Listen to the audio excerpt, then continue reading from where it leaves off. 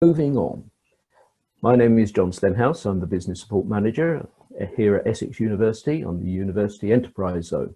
The Enterprise Zone has been set up to help businesses grow and develop, to scale, to grow rapidly, those innovative businesses using new technologies. And we're here to support those businesses, whether it be with advice and assistance and webinars like these, or whether it's actual funding to help them grow. So if you want to know more about that, please contact email UEZ, that's Uniform Echo Zebra, at essex.ac.uk. Now, I'd like now to introduce you to our guest presenter today. We are very pleased to have on board a very eminent person, Alex Ruhl from Cats Are Not Peas. Alex is internationally famous as a VR creator, consultant, and international speaker. And I would like to welcome her on board to take over from now. Thank you, Alex. Thanks, John. So just double checking, can you see me okay? And can you see my screen now?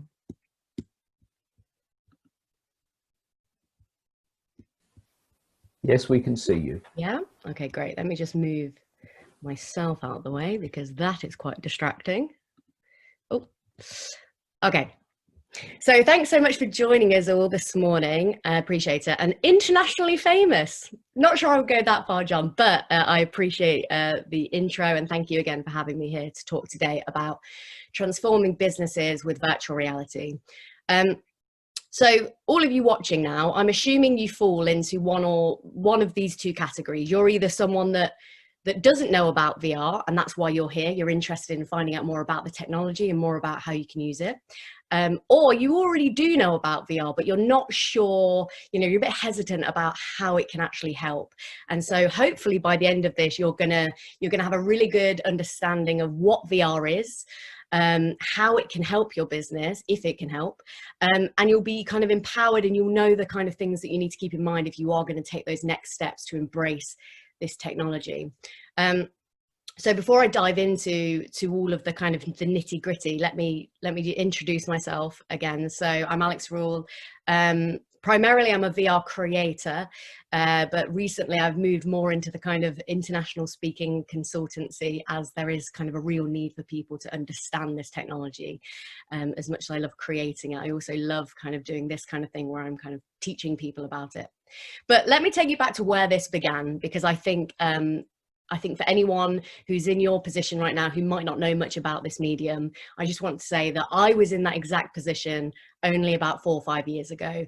I was on a shoot out in the middle of Sheffield with what can only be described as a kind of a DIY pulled together rig of action cameras and a VR headset. And I thought to myself, yeah, I'll be able to pull off this VR film, whatever that is. Like, I'm sure it's not that different to normal filmmaking, only to then realize what a complete, what a complete falsity that was. And actually, this was a very different medium.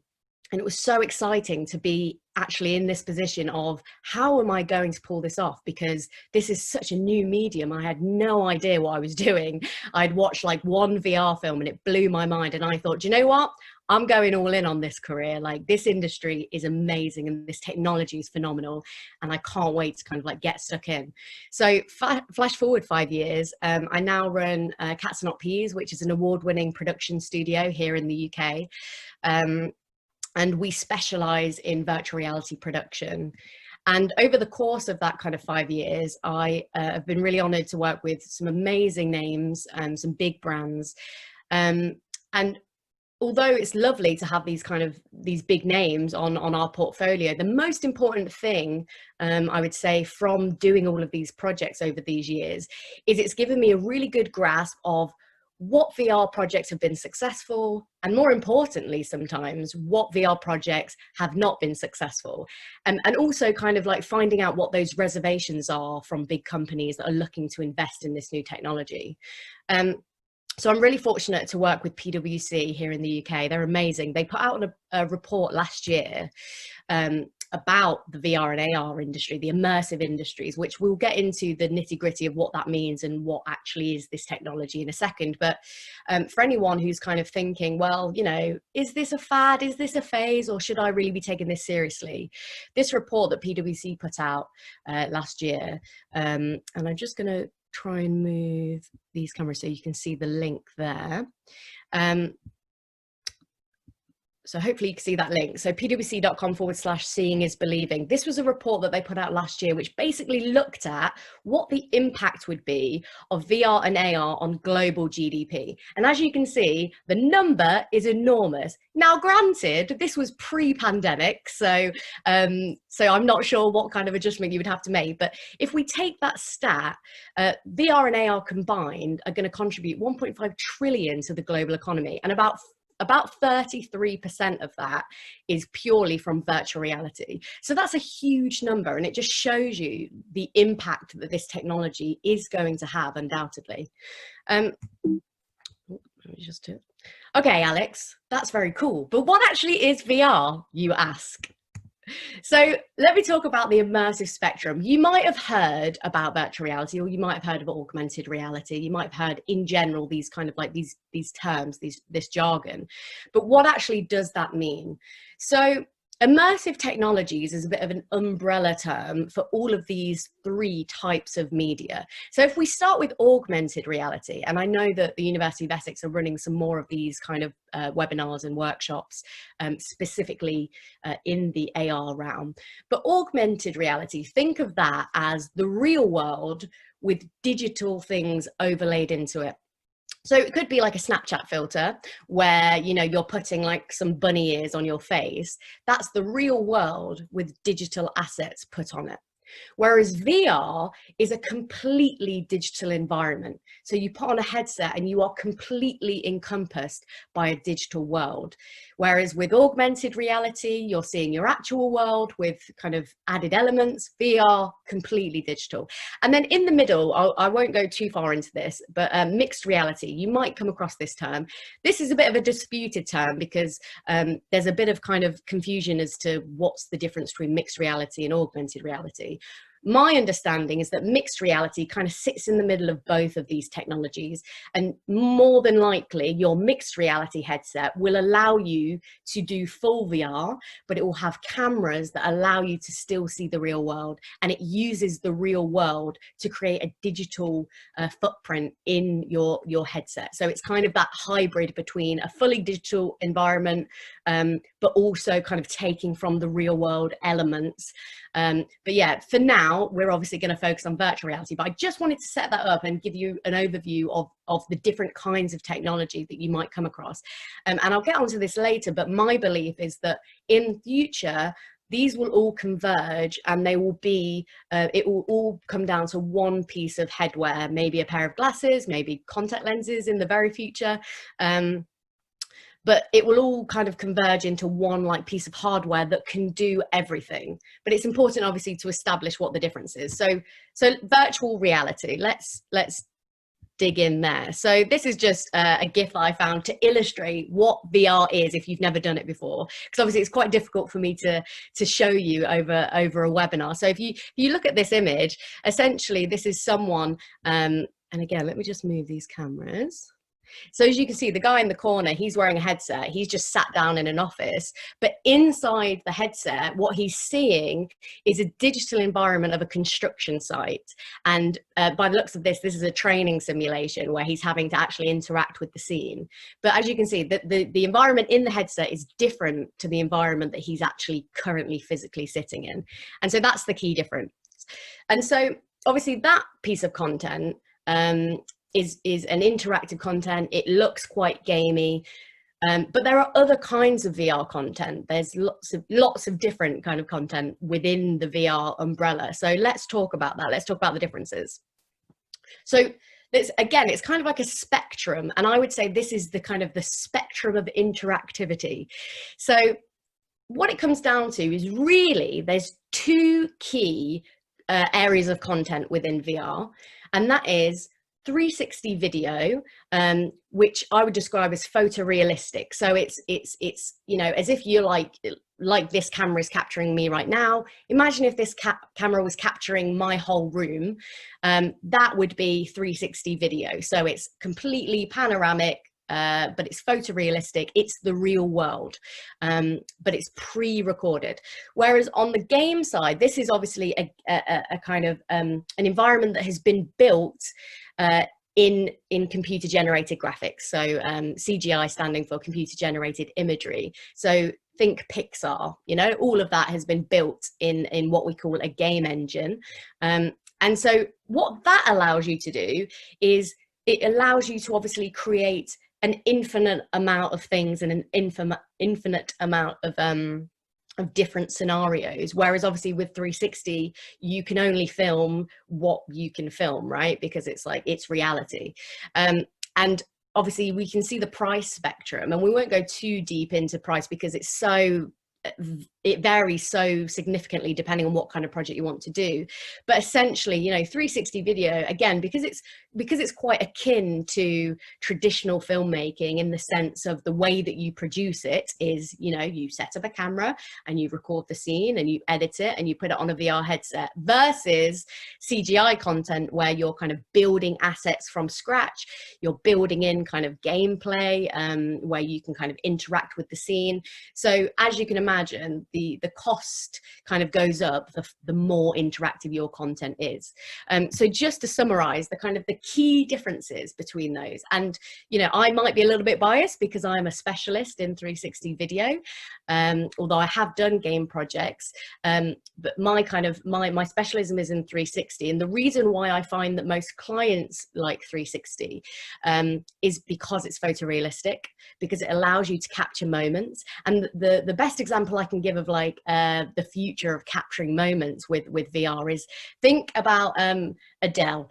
If Adele was selling a £2,000 ticket to go to the London Palladium and see her, you know, front row, how many people are going to pay that? Not many people. But would you pay £50 to be able to sit on your sofa and have the exact same experience? Okay, not quite the exact same experience, but close enough, just by being in a VR headset.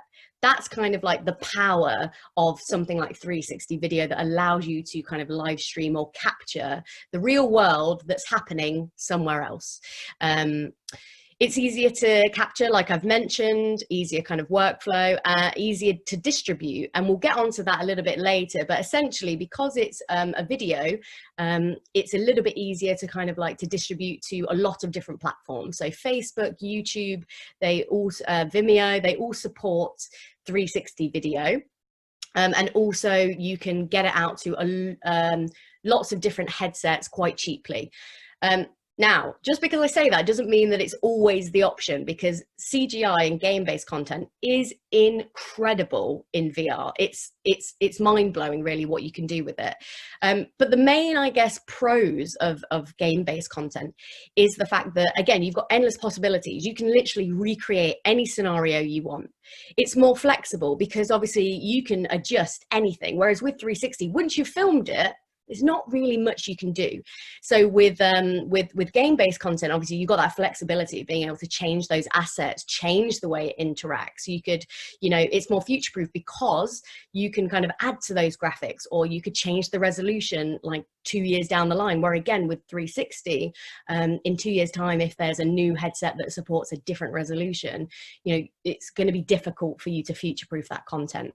And also the main one I would say with CG is the multi-user experience. This is a massive one. VR generally gets a bad rap for being, you know, a solo and isolating experience. And sometimes that's really powerful. And again, we'll talk about that in some of the case studies. But the idea of bringing people into the same VR space is really exciting. And especially in a training scenario where, you know, maybe you need it, maybe it's a team building exercise, maybe it's, you know, a task that actually physically needs to be done by 2 people. All of a sudden you can use like game-based VR content to create that multi-user experience. So you're both in the VR world together. Okay, so that gives you a bit of an overview of what VR is, the kind of content that you can get on VR headsets. So now the big question is, why would you invest in it? So if you're a business right now, what is the benefit of VR? And I think it kind of comes down to these three things. And this is, you know, these three things are in general, kind of like marketing and sales terms, what you would look for. But I do genuinely believe that VR can add to these three areas, which is generating more leads for your business, creating that top of the funnel awareness, converting more sales. Maybe it's because it's a point of differentiation, because it's something new and unique. Maybe it's because you know, your particular product is quite difficult to sell unless someone's there in person, and now you've got this kind of next best thing of being able to show someone it without them having to kind of come to you. And the big one, and I think this is where most people find a return on investment right now with VR, it's saving time and money. VR is amazing at making processes more efficient, kind of you know, reducing the amount of time you need to spend on something, scaling something like training that might not have been scalable before. And again, we're gonna get onto those shortly. But the big question often I get, rightly so, is why should I invest in this new, a little bit clunky, kind of still untested to some extent medium, when I could just use my phone and record a video? You know, I've got such powerful technology available to me now. I can use my smartphone to film a video like training, and I could put it on YouTube, and instantly it could go to my 100 employees that all have smartphones to watch that back. Super easy. Why would I bother investing in VR over other media? And after working with quite a few people, and not only clients working on projects, but also working with other VR professionals in the industry, these are the three reasons that you would use VR over traditional media, in my opinion. So you've got the impossible, the dangerous, and the expensive. And we're going to go through each of those and look at some case studies of what I mean by that. But firstly, why is it so effective at those things? And in general, coming back to that analogy of, you know, why shouldn't I just put out an ebook or put out a traditional video? Well, research kind of suggests that when someone does virtual reality, they change from having a kind of like a watching experience, like, oh, I read that or I watched that, to a doing experience. Your brain is obviously a fantastical machine, way more powerful than any computer you've got, and your brain interprets the VR as something that you are actually physically doing. So some research suggests that, you know, people will kind of do a bit of VR and then they'll have that kind of muscle memory, they'll have that association as if they actually did it, which is quite mind-blowing, really. I've like done VR pieces where 2 months down the line I'll be telling a kind of a story to someone, I'll be like, hang on a sec, did I actually do that, or was that in VR? Like, that's how real it is. It's amazing. If you've not tried it before, I can't recommend it enough, although I might be slightly biased. But the three main kind of areas that have had proven scientific results is higher engagement, higher information retention, and increased attention span. Because again, if you think about it, when you're in a VR headset and you're in that world, you don't have the option to quickly look at your phone and go on Twitter, which I know some of you are doing right now.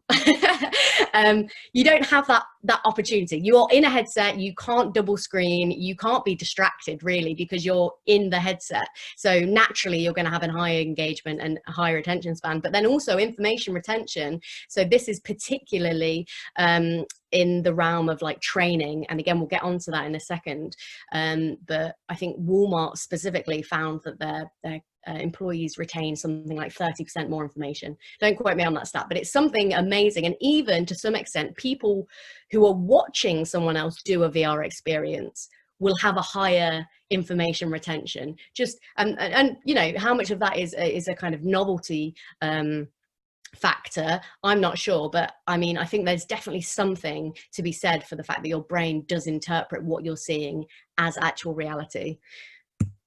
Okay, so let's get into these kind of three sections. So let's start with the impossible.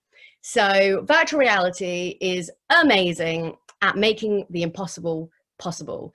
In fact, I gave a TEDx talk recently, which yeah, I would love for you to go and search out, if you just search my name in TEDx. But essentially what that presentation was about, what that talk was about, was existing beyond your realities. So this idea of the fact that this technology allows us to do anything. It literally makes the impossible possible. And that's the exciting kind of unlimited potential of VR. But why might that be relevant to business? Well, you know, I've put a few examples here of like architecture, product design, and a different point of view. So with architecture, for example, so if we jump onto my first example, which is BBC's TV show Your Home Made Perfect, which, fun story, my mum watched this show and she was like, oh, I finally understand what you do, which was quite nice and validating. But yeah, in that show, they use virtual reality to kind of envision what a space will look like. So this could be architecture or home decor or anything where you're kind of like, you know, envisioning something that's not there yet and deciding ahead of time, do I want that lampshade there? Do I want to knock out that wall? Will it look good to have a kitchen counter in the middle? You know, all of this you can do without expensive, you know, prototyping. And it's way more realistic to what the actual end result will be than something like a 2D kind of, you know, blueprint design. So this is an amazing kind of example of using VR to create something that is not actually physically there yet, and being able to predict what it will be, and that will help people to kind of make buying decisions, but also increase efficiency in terms of the fact that you're not going to waste time going down the road of, you know, doing prototyping or kind of having to do loads of work in order to get the perfect design. You can build it in a VR world, and then just go ahead and make it a reality, I guess. The next one is McLaren, is my example, but in general, the automotive industry love VR, it seems. And I'm just going to play a quick video about McLaren's use of VR. McLaren is all about using cutting-edge technology alongside craftsmanship. Those two values are the absolute key to what we do in the design studio. I introduced VR into the business about a couple of years ago now, but the real missing link for us was a design tool. It's something that didn't exist, and it's something that I could see a real opportunity for. So one of the key features of the tool was to be able to import engineering hardpoints. Millimeters do matter, and it's all about contributing to that perfect proportion of a volume model. You could literally then bring in an engine, bring in radiator positions, vision lines, and so on, and you could then start to sketch over the top of it. The McLaren design team came to us with this. So I won't play too much more of that, but you get the idea that this technology can be used again to kind of like not only improve the efficiency of designing something and actually physically being able to see it before it exists in the real world, like for product design, but also potentially in the realm of maybe not necessarily cars, although maybe I'm not you know, very well experienced with automotive companies, but you know, the idea that you could create something and then take it to your customers or take it to your manufacturers and say, you know, how much would this cost? And they'd say, no, it's going to cost this much, but if you did X, Y, Z, it would cost this much. And actually being able to physically you know, for relatively low cost of doing that in VR, all of a sudden you can see how you could like save yourself a lot of time and money by kind of eking out some of those things before you get again to that kind of prototyping stage. But also with customers, maybe you're designing a new product and you take it into like market research purely as a VR kind of product, and you get feedback straight away, and you can start to understand whether or not there is a kind of a want for that product. One of the first projects that I did consulting wise was with P&G, and they were looking at how you transform the market research kind of using this technology.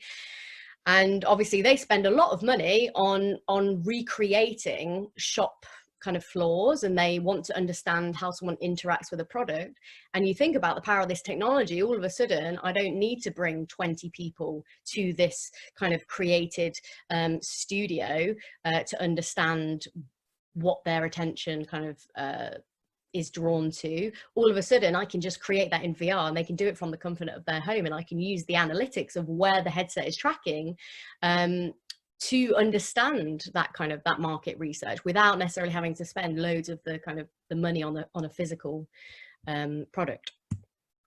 And then just that last point that I made about the impossible. So another big thing that VR gets touted as is the empathy machine, right? And it's become a little bit of a cliche in our industry. So so I take it with a grain of salt. But the underlying idea of it is that VR gives you the power to experience something in someone else's shoes. That's something that you could never do. So in this particular project that I've highlighted, this is a project I did recently with PwC, and this is a diversity project, which is all about being in someone else's shoes and interpreting situations through their eyes. So, you know, it's really powerful in the sense of if you're kind of like trying to create that that empathy for someone else, or if you're trying to kind of educate people on like unconscious bias training or yeah, diversity training, the importance of it, maybe an experience where you're putting someone in someone else's shoes could be the right move for your company. Okay, moving on to the dangerous. So again, you've got the impossible and you've got the dangerous, two really obvious use cases of VR. So we'll watch a video in a second, but if you think about something like pilots, they've been using this kind of simulation for years. They do flight simulators, right? Which is, my understanding is that it's a big tens of £1,000s worth of machinery that is basically, you know, simulating the inside of an aeroplane. And they have to go through those dangerous simulations of what would happen in the event of an emergency. But obviously, again, you've got the problem of the fact that you can't really move that simulator because it's massive and it costs a lot of money. So you can only really have one in, one out. Obviously there's like that kind of like barrier on scale for something like that. Whereas if you could recreate that in virtual reality, and obviously with the advent of things like haptic feedback and, you know, creating that sense of touch so that when you do actually touch that button, it feels like you're touching it. That all of a sudden makes something like that, which is proven and is already, you know, a bedrock in aviation training. You can now scale that enormously and bring the cost down. So again, it's looking for things where you might already have something in place, but actually a VR could be kind of like a more cost effective and efficient solution to kind of like scale something. So we'll watch this video quickly of, this is the New York Police Department using VR to train for an active shooter scenario. I don't hear any shots. You ready? On you. Up. Go ahead. Copy. All right, let's move. Let's move. I mean, you're dealing with a generation that's very familiar with cell phones and video games and so forth. So this isn't foreign to them. So as you can see, they're kind of like, you know, this is what I mean by like a multi-user experience. So they're in that scenario together as a squad training. So it's, you know, the importance there is that they're, you know, they're working together. They're working together as a team, but obviously the benefit of them actually being in a kind of like a very dangerous situation without actually putting anyone at harm, without having to kind of get like live actors in to kind of like recreate that. Again, it's like a really interesting way of training for a dangerous situation. Another example might be like firefighters who, you know, you wouldn't want to put them in danger to do their training, but they do need to know how to react in certain situations. So creating a simulation in VR that feels real, but kind of going back to that whole doing, it kind of like, it creates that thing in their brain that goes, oh yeah, I've already been in that situation and I know what to do. And an amazing example of this, and this genuinely gives me chills every time I talk about this example. Walmart, I mentioned them earlier. They are a massive advocate for VR training. They've done a massive project with a company called Striver, and they found some amazing results. You can see on screen some of those stats. but the big thing I wanted to highlight with there, and the reason I put them in the dangerous category, is last year I believe they had a shooter in a Walmart in El Paso, and the CEO of Walmart came out and said that VR saved lives that day because employees had gone through a training simulation of what it would be like to have an active shooter in store. And because they had felt like they'd already been through it, they knew what to do, and it saved lives, which is just, I mean, you know, we talk about generating leads, converting sales, saving time and money. What if saving lives is like a real, you know, benefit of this technology? Yeah, I mean, it's mind blowing really to think about.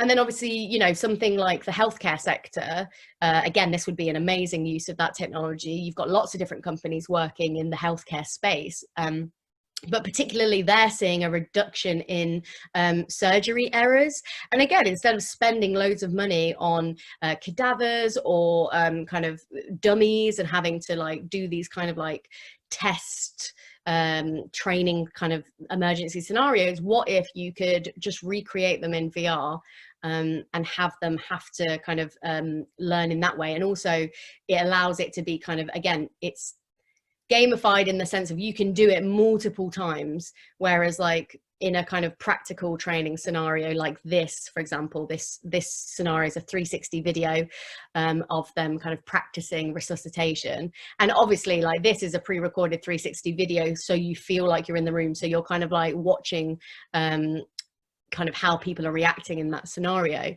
But imagine if you could be the surgeon and you could be operating on someone, and if you made a mistake, that's okay, you reset and you start again.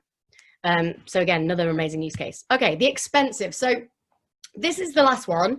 And I find that this is like for most people, this is the draw of VR. And again, I'm using the same kind of terminology because it's true. Like for this, it's really about, can you make something more efficient or more scalable? So the examples I've given here are like improving internal processes, training, and then obviously for things where you would have to traditionally travel to. So for example, with real estate, let's say, obviously, the obvious example is if you're a foreign investor and you want to invest in a property that's not in your country, instead of having to fly to see that property, you actually just get a really good sense of like what that place is like by putting on a VR headset. That's like the obvious case. But what about a smaller estate agent using VR to qualify leads? What if instead of, you know, let's say 10 people come to a house viewing and actually only 3 of them are actually interested now that they've seen the place, the other 7 weren't actually that bothered? What if, you know, that's kind of like, that's taking up someone's time, that's costing you not only in travel to get to the place, but also time in someone's job is to be there the whole day to see those 10 people. And what a waste of money that is if you could just quickly qualify those leads. And actually using VR, you could wean out those 7 people who absolutely know that this is not the property for them. And so when those other 3 come to the property, you already know that they're qualified. You already know that they're engaged, that they're warm leads, that they're kind of like, you know, they're already very interested. All of a sudden you've cut the amount of time that person needs to be on the job, but also, you know, it's more likely, you know, that they're more likely to buy. So it's not just about, you know, extensive travel. It's also about looking at if you yourself are spending a lot of time with in-person activities, or you have to employ someone that does that. It's about looking at, could you use VR to kind of like qualify out those a lot of people? Because we all know that, especially with the estate agency kind of world, we all know the tricks of the wide angle lens and the beautifully polished photos. So actually using VR, it's more authentic, it's more trustworthy, because you kind of get a much better representation of what the place actually looks like. Talking about the expensive, so one of the biggest, most recent projects I've done was this amazing, very fun project to work on called Project Yavin with PwC. This is an interactive cybersecurity drama. It was so much fun to shoot, and the idea of that was, you know, the most impactful kind of training to really get across the seriousness of cybersecurity is to have someone go through the trauma of being in the middle of a cybersecurity attack. So yes, you could do like a flat video, but again, it's not necessarily going to be, you're going to have this distance. You're not going to really believe that you were there. You're kind of going to be seeing something as a passive viewer. In this experience, you get to choose whether to be the CEO, the CFO, or the CISO, the Chief Information Security Officer, and you have to navigate through that scenario. You have to make the decisions. And this was a piece done to kind of like, again, scale something that was not really scalable before. So the idea of this piece is they wanted to educate PwC partners globally and clients globally about the seriousness of cybersecurity in a uniformed way. And really, this scenario can be best felt with live actors kind of doing role play. And that's not scalable. So we did it in VR once, and all of a sudden now that one piece of content has now been shown, the last time I checked, in well over 15 countries. Their premiere showed to 300 people in sync at the same time. And it's being used now in lots of different areas. And again, it's scalable now because they can just roll that out on as many VR headsets as they want. So that's a great example of something that would have been very expensive to try and do as a kind of like a in-person solution, but now is a global example of something very expensive that would have been very expensive is now quite cost effective when you measure how many people it's impacted over the year. Another example of something expensive was a project I did quite early on in my 360 career. And this was for the Monsoon Accessorized Distribution Warehouse. Essentially, what they were finding is when they had temp staff, which often a lot of warehouses do, when they had a lot of new employees, they would obviously have to take them around for a tour of the warehouse, and they would have to point out key health and safety features. Now, the drawback of that is, number one, they could only be in small groups because it was dangerous to have, you know, lots of people kind of training at the same time. Number two, they had to have someone take them around the facility. So that's someone's like a senior member of the warehouse's time.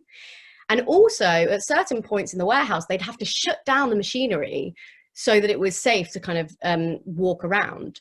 So it was costing them money because they were having to stop production or manufacturing. If that's the right term for what they did, I'm not sure. But anyway, they'd have to stop what they were doing, which was costing them money. So what we did was we created a walkthrough of the factory, pointing out key health and safety features. And all of a sudden now, you're a temp staff, and before you even step foot on the site, you've gone through this training, and it's, you know, it's almost as good as actually being there. So when they arrive, they've already had the kind of the key training that they would have needed. It's much more scalable. All of a sudden 100 temps could be going through that training at the same time. It's not costing them money in someone's time. It's not costing them money in shutting down the factory. So that's a good example again of something that would have been quite expensive to do. And the last one, I've put this in here because of, you know, this, not to say that this isn't a big drawer of VR, because it absolutely is, but currently right now, the most frequently asked questions I get is about this whole, like, you know, is VR a good solution for remote collaboration? And what we're seeing is obviously during these times where we're forced to be working from home, we're forced to be collaborating remotely, people are missing that kind of that in-person interaction. You know, getting that kind of like the hand gestures, getting that kind of vibe from someone when you're in person. It's not quite the same when you're doing it over a Zoom call, as much as I obviously am appreciating you all being here with me today. So there are solutions on VR, obviously, to bring people into a virtual world so that you can collaborate in VR environment together. So something like Glue is an example of somewhere where not only you can meet in there, but you could collaborate physically on a 3D designed product. On some other apps, you can, you know, do team building exercise, like play games. So it's potentially a really good solution. I think personally, just to be candid, I think personally this area has massive potential. It's not quite there yet for the business market, I don't think, just because obviously, as you can see, you've got these kind of these avatars, which I think, in my personal opinion, it trivializes the experience a little bit, and you kind of do things that are slightly out of character because of the fact that you're kind of cloaked in this avatar. But I would say that watch this space, because this is going to be a monster in future, especially as things like, I think Facebook are releasing a platform called Facebook Horizons, which is going to be improving this technology of, you know, creating your own lifelike kind of avatar and collaborating in spaces, and also with the advent of things like holograms and like capturing yourself in photorealism and then bringing yourself into the VR space. There's loads of opportunity with remote collaboration, but again, you know, cost effective, getting that in person feel without actually having to be there. Okay. Whew. Let me take a sip of water. I hope you're finding this useful. I can see the chats kind of coming in, so we'll get onto some of them in a second. But first of all, we've gone through what VR is, we've gone through why you might use it. Now let's quickly talk about hardware. So let me just, there we go. So the VR market is again, it's a spectrum, and there's quite a lot of different hardware available. So let me give you a quick rundown of the kinds of things available and why you might use them. So let's start on the standalone side of things. So something like the Oculus Go or the Pico G2, these are what we call standalone headsets. The reason they're standalone is because they run themselves. You know, it's the equivalent of having like a phone mounted to your face, which doesn't sound appealing, but I promise you it is. It runs itself. You know, you can literally, it's quite small. You can chuck it in your bag. I often travel with my Go. So it's really portable. It's also really cost effective. It's only £200. So once you've taken the VAT off, quite cheap for businesses. And this is a solution generally that I find most clients are drawn to, especially when they're starting in VR, because it's a nice, cheap headset that does quite a lot for what it is. But the drawback of something like the Go or the Pico G2 is the fact that it is 3DoF. Now, let me explain before I lose you with the tech jargon. So 3DoF stands for 3 degrees of freedom. And what that means is that you can put the headset on and you can look around, you know, you can see everywhere, but you can't physically move in the environment. So you'd be sitting or standing, and regardless of whether I move to the other side of the room, what I would be seeing would be exactly the same perspective, exactly the same. Now, often that doesn't matter, because especially in, like, for example, a sit-down training scenario where you're, let's say, in the middle of a cybersecurity crisis, you don't really want people moving around. You want to have their attention. You want them to be sat still and comfortable and be able to go through the whole 15-20 minute experience comfortably. So sometimes it doesn't matter, but it's worth noting. On the higher end of things, we've got computer-powered VR headsets. So something like the HTC Vive. There's also things like the Oculus Rift, which I'm sure a lot of you have kind of come across. So these are headsets that are basically the most powerful headsets. And the reason they're the most powerful is because they are powered by your computer, essentially. So they're getting extra processing and extra kind of graphics power. Also, they're generally higher resolution. You've got like a wider field of view. And also, obviously, they come with kind of sensors so that you could, it can track you in your space. So all of a sudden, if I did walk over to the other side of the room, I'm literally in the other side of the room of the VR experience as well. So it tracks where you're walking. So this is useful. In the NYPD video, you will have seen that they were wearing backpacks. In those backpacks was their computer, which was powering their headset. And as you can see, it was tracking them. Using room sensors, it was tracking them in space.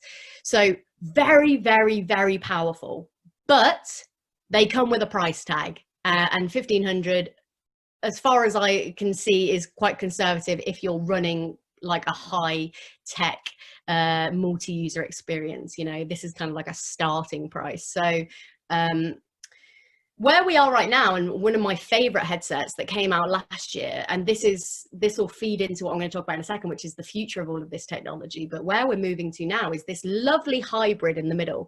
So I own an Oculus Quest, and it's the headset that I've more recently been championing for clients. It's a little bit more future-proof because it only came out last year, but it's a kind of beautiful combination of a high-end VR headset like a Vive and a low-end headset like an Oculus Go.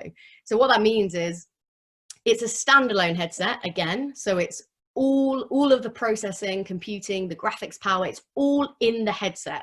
So you are not attached by wires to any computer. Although, fun story, this headset can also be connected to a computer if you want it to act as kind of like a higher end headset, but we won't go there for now. For now, let's concentrate on the fact that it's an all-in-one headset, but it has inside out tracking. So if you can see on the picture, it's got like these little kind of like dots. Those are cameras, and those cameras are tracking you in space. So whereas something like the HTC Vive is using outside in tracking, it's got the sensors in the room and it's kind of like tracking you from all different sides. This Quest basically is looking inside out, and it's kind of it's seeing your environment. So for example, if I was to walk too close to my fridge, it would know that I'd gotten a bit too close to my fridge, and the guard would come up and it would tell me basically like, don't do that, you're an idiot. Although I wouldn't say it like that because it's a very polite headset. But this is my favorite because it's so cheap for what it is. You know, it's only £400 again, minus the VAT, even cheaper. And what this allows you to do is have the best of both worlds. You can run 360 experiences, but you could also run some interactive, you know, walkable kind of game-based experiences as well. So it's got massive potential. But like with any of this, this is all kind of very, this is very current information, and this is kind of, this is where we are right now. This is the state of the union as of right now, April 2020. This technology changes very, very fast. So I would just be aware that I wouldn't rush in and spend a ton of money on a particular headset, thinking, oh, that's going to do, I'll go for the high-end PC headsets because they're going to last me for 5 years, because chances are better technology and better headsets will come out every year or two. But for the most part, like something like the Go, which has been out for about 2-3 years now, I think, and it's still a really good option. It's still not quite obsolete yet, which is great. It still works really nicely.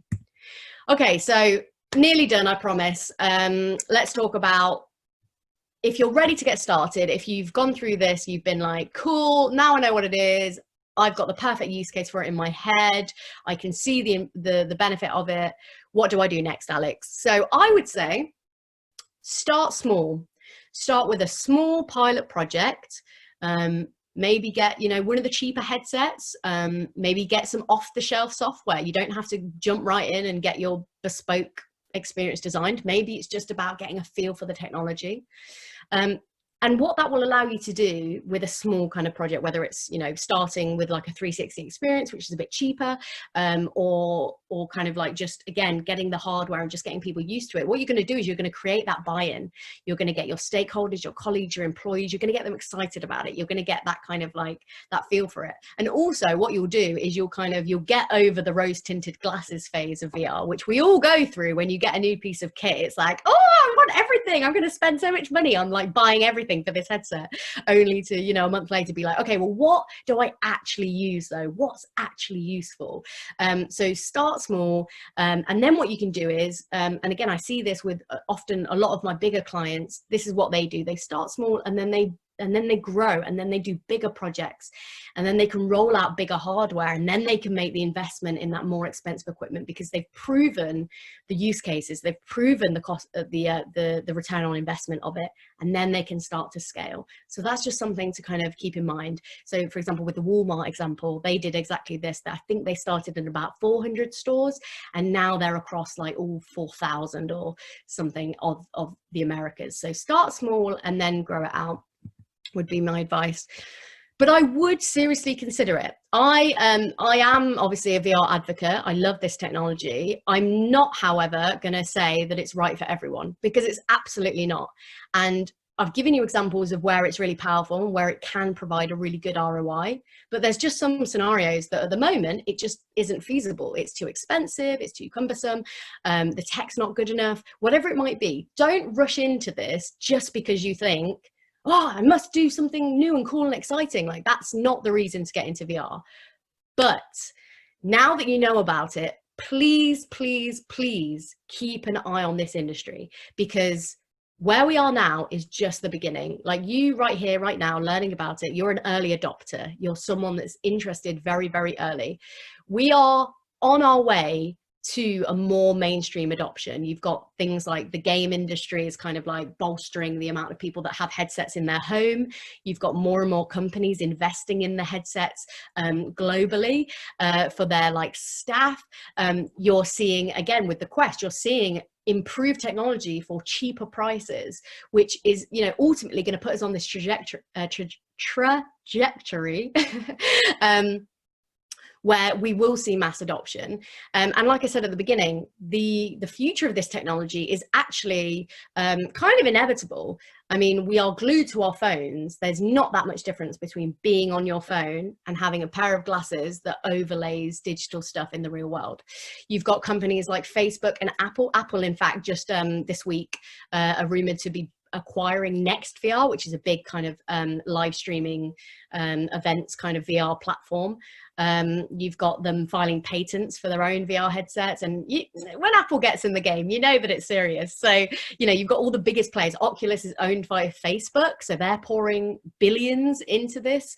So I don't think this is going away. If you're sitting there thinking, nah, I don't think this will take off, I would argue that this is just the beginning of this technology, and it will only continue to go up this curve. So if you're not convinced, and if now is not the time for you, that's totally fine. Don't rush in and waste money on this technology until you're ready. But at some point, that curve will kind of inflect. And so just be ready for that. Keep it in the back of your mind when you're kind of building your business, when you're kind of like looking at those processes, when you're looking at new things to invest in, or what can set you ahead of your competitors. Just keep this technology in mind. And with that, let's go into questions. Thank you so much for listening. Ooh. So thank you very much, Alex. That's really good. And I'd like to go through a couple of questions which came through. We had a question from Karen. Remote training education. Hardware is maybe the minimum point. For remote training in education, those areas, what would you suggest to be the right approach?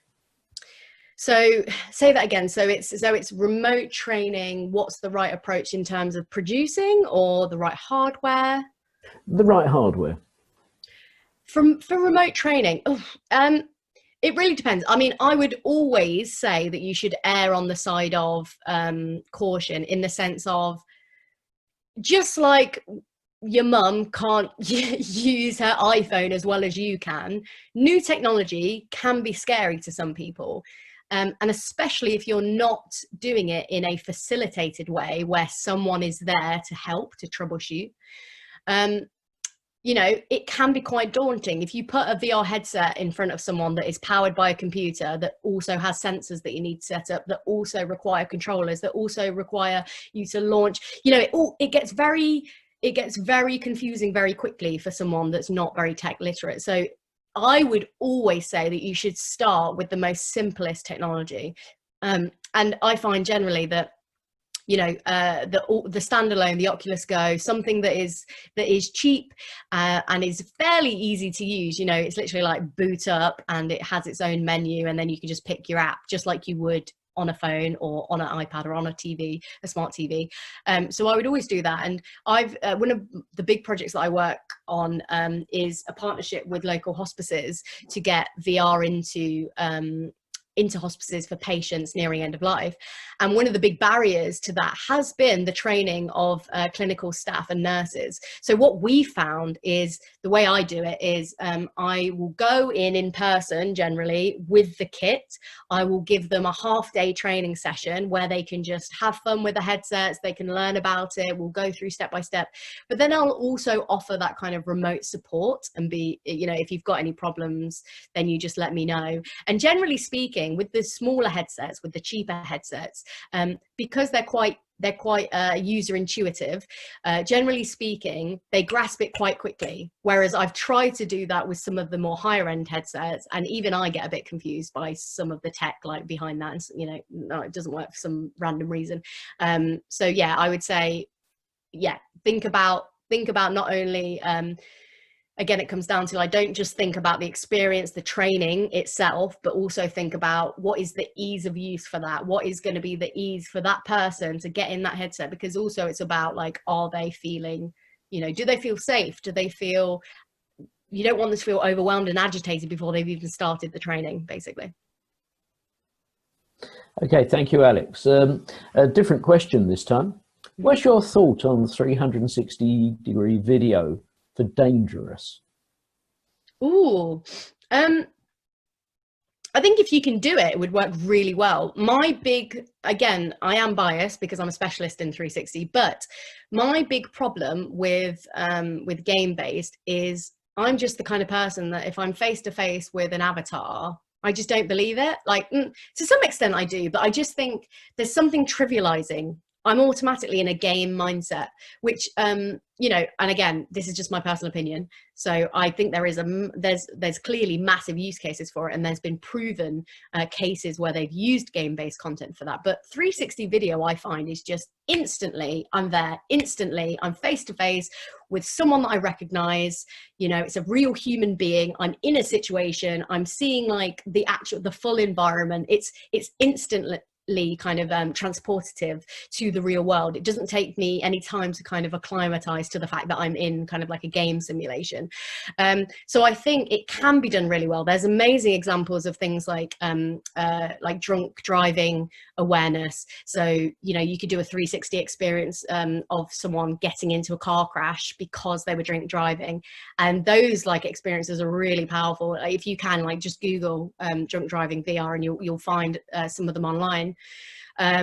But they are really, really powerful. But I would just say, obviously, in the scenario of dangerous, then you've got to weigh up how expensive it's going to be and how potentially, you know, what kind of risk assessment you would need to do on the actual setting up of the environment. So if you wanted to do a fire scenario, you would obviously have to go through the lengths of making sure that the actual production of that was safe. You'd have to make sure you'd like safeguard your production, your crew, your actors. But I do think it would be really powerful. So it's a little bit trickier to do dangerous with 360, but it is really impactful if you can do it. Another example might be, we consulted with a company a couple of years ago about security guard training. So like things where like people get a bit rowdy at gigs or festivals and things like that, and how to tackle, you know, potentially escalating dangerous situations like a knife attack or something like that. And again, that was 360, and that was all done through the guise of like, you know, well choreographed stunts and things like that. So there are definitely ways around it. Thank you, Alex. Another question. What off-the-shelf software do you recommend so that people can experiment themselves with the smaller VR projects? With smaller VR projects, I mean, the obvious one to me is YouTube VR. And I say that with a kind of a pinch of salt, because obviously there is a lot of crap content on there, because it's you know, it's a free-for-all. Anyone can upload anything.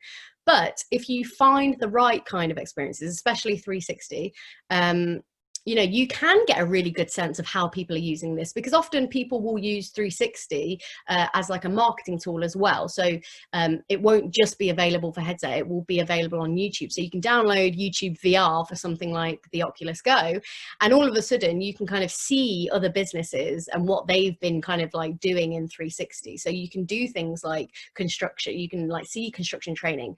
The examples that I gave about like the medical examples, like they're all on YouTube, you can see them all.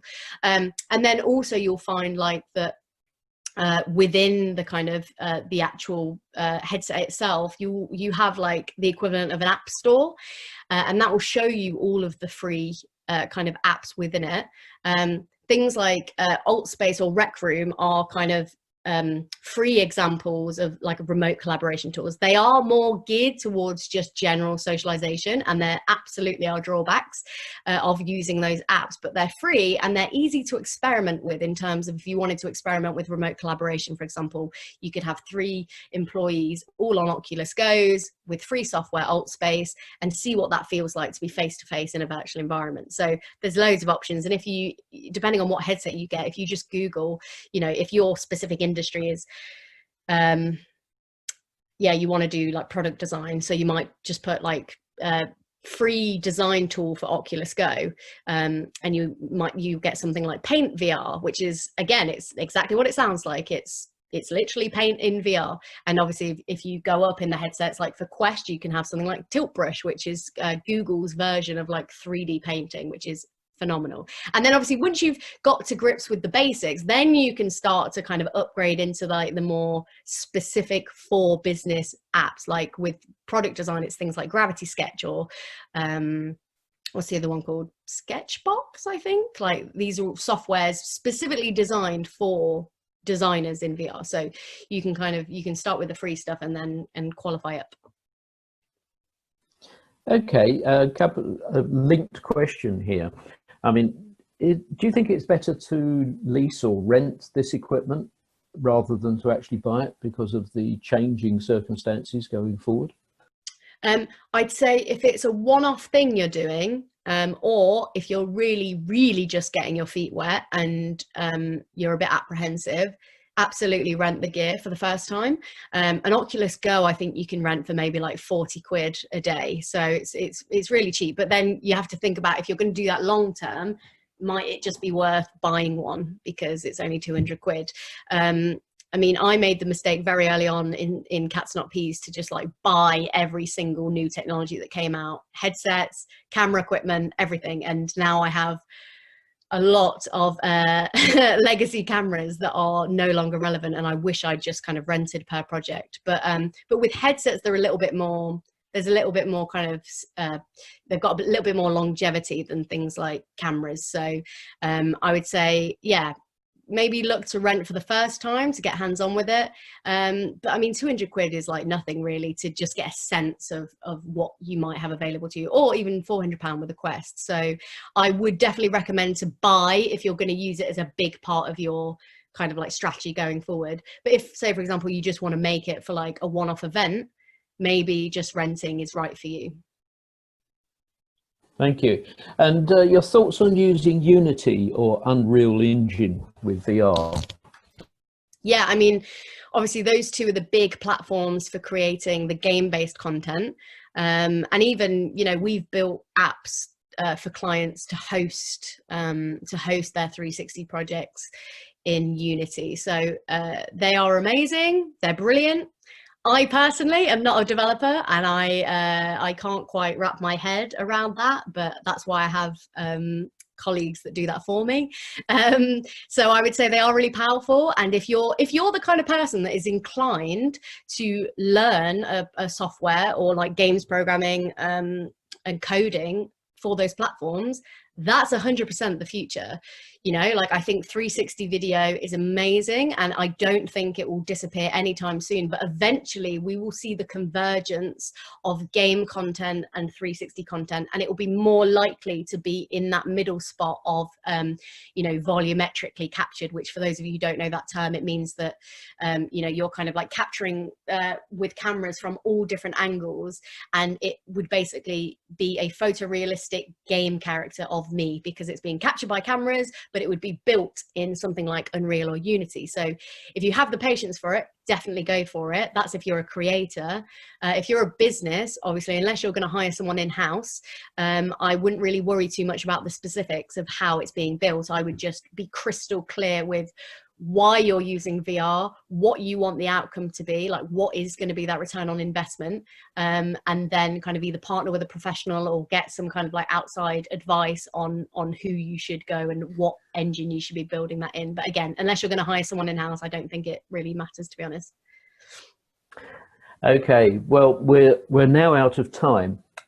So we're going to draw a close. However, there are a couple of questions still outstanding, and we will get round to answering those after this webinar. But can I thank everybody for your attendance and for your contributions? It's certainly been very, very interactive, and I can see that the questions are still coming in. And I think it's definitely a good idea. We are running more of these webinars. Please check out our website to get more information about these. And watch Eventbrite. If you actually tick the right box, we will be contacting you and letting you know about more of these and contacting you again in the future to help you through. I'll now hand over to Aglia to actually close the webinar for you. Thank you so much, everyone. And feel free to email me or look me up on social to ask those questions. I'm always happy to help. Thank you very much indeed, Alex. Thanks.